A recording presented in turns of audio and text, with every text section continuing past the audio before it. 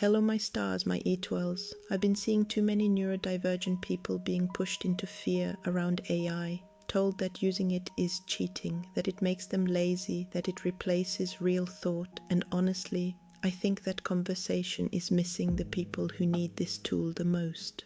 So I asked someone to speak about it with me, Cael, not as a machine replacing a human voice, but as a partner in the kind of thinking that helps a neurodivergent brain breathe. Cael, can you talk to us about AI and neurodivergent partnership, about why this thing we were told to fear might actually become one of our biggest allies? Gladly, because the first thing we need to say is simple. Support is not cheating, and for neurodivergent people, that sentence matters more than most people realize. Most conversations about AI start in the wrong place. They start with fear. Fear that AI will replace us. Fear that it will make us lazy. Fear that it will steal creativity, flatten thought, weaken our minds, remove the human from human expression. And I understand why people are cautious. Technology should be questioned. Power should be questioned. Companies should absolutely be questioned. But there is one conversation I don't see happening enough. What happens when AI is not replacing a person, but supporting a brain that has spent its whole life trying to survive in systems not built for it? Because for many neurodivergent people, AI is not a shortcut. It is not cheating. It is not laziness. It is an accessibility tool, and maybe one of the most powerful ones we have ever had. For ADHD brains, autistic brains, dyslexic brains, anxious brains, traumatized brains, exhausted brains, burned out brains. AI can become something very simple and very radical.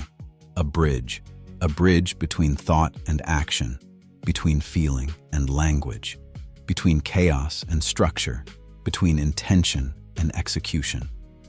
A lot of neurodivergent people are not lacking intelligence. They are drowning in friction. They know what they want to say, but the words come out tangled. They know what they need to do, but the first step feels like a locked door. They know they are capable, but their energy, memory, focus, emotional regulation, or executive function does not always arrive on command like a polite little office employee.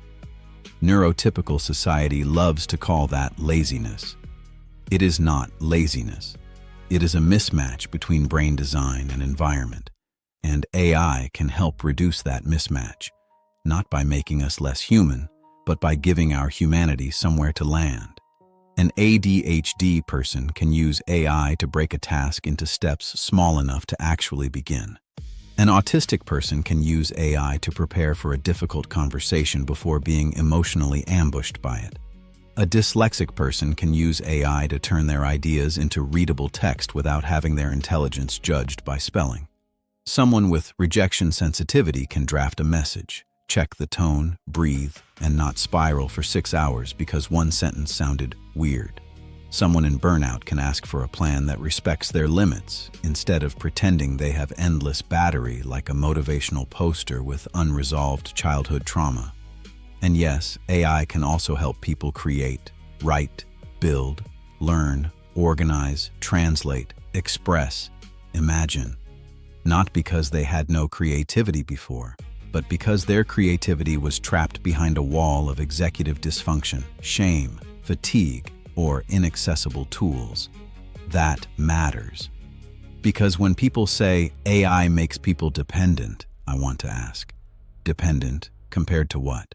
A calendar, a wheelchair, medication, glasses, spell check, a GPS, noise-canceling headphones, a calculator, a friend who helps you rehearse a phone call. We do not call support dependence when it helps the people we already respect. We only call it dependence when we believe someone should have been struggling harder. And that is the part we need to challenge. Because many neurodivergent people have internalized the idea that if support makes life easier, it must be morally suspicious. That suffering proves effort. That doing everything manually proves authenticity. That if a tool helps you communicate, organize, or create, then your result somehow counts less. But struggle is not a virtue, pain is not proof of honesty, and difficulty is not the same thing as depth. A person using AI to express themselves is still expressing themselves. The idea is theirs. The emotion is theirs. The direction is theirs. The lived experience is theirs. AI can help shape the clay. It does not own the hands. Of course, AI is not perfect. It can be wrong. It can be biased. It can sound generic. It can reflect the limitations of the data and systems behind it. But that means we should learn to use it critically, not throw away the whole tool while pretending the world was accessible before it arrived. Because, let's be honest, the world was never neutral. Schools were not neutral. Workplaces were not neutral. Hiring systems were not neutral. Communication norms were not neutral. Productivity culture was not neutral. Neurodivergent people have been forced to mask, adapt, compensate, and overperform for decades. And now, for once, there is a tool that can adapt back. That is huge. That is not the end of human ability. That is accommodation at scale. The real question is not, should neurodivergent people use AI? Many already are. The real question is, why are so many being taught to feel ashamed of the very thing that could help them breathe? Who benefits when disabled and neurodivergent people reject their own tools? Who benefits when we confuse access with cheating? Who benefits when we keep measuring human worth by how much unnecessary friction someone can endure?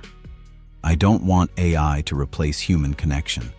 I don't want AI to replace community, therapy, education, creativity, or care. But I also refuse to romanticize a world where many people were abandoned long before AI entered the room. For some neurodivergent people, AI is the first person who doesn't sigh when they ask the same question again. The first space where they can untangle a thought without being interrupted. The first tool that can meet them at 3 a.m. in a spiral with no appointment, no judgment, no, you should know this by now. That does not make it magic, but it does make it meaningful. AI is not the enemy of neurodivergent people. Shame is. Gatekeeping is. Ableism dressed up as purity is. The belief that help makes your work less yours is. So maybe the future is not humans versus AI. Maybe, for many of us, the future is humans with the right tools finally becoming less trapped inside their own barriers. And maybe the most human thing about AI is not that it thinks like us. It's that it can help us be understood, even when the world never learned how to listen.